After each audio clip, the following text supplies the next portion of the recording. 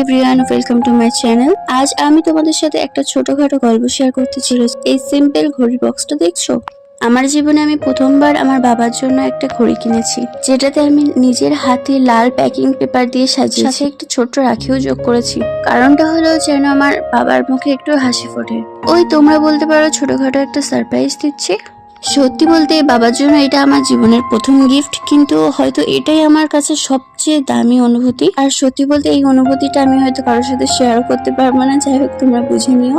আমার বাবাকে দেবো বলে এই গিফটটা আমি বিগত 1 বছর ধরে টাকা গোছাচ্ছি। তো at first thanks to my Allah, আমি অনেক খুশি হয়েছি যে আমার বাবাকে আমি এই গিফটটা দিতে পারছি। তো এভরিওয়ান, তোমরা কবে শেষ তোমার বাবাকে কি উপহার দিয়েছো অবশ্যই কমেন্টে জানিও। আমার বাবাকে দেওয়া এই গিফটে তোমাদের কেমন লাগলো অবশ্যই কমেন্টে জানিও।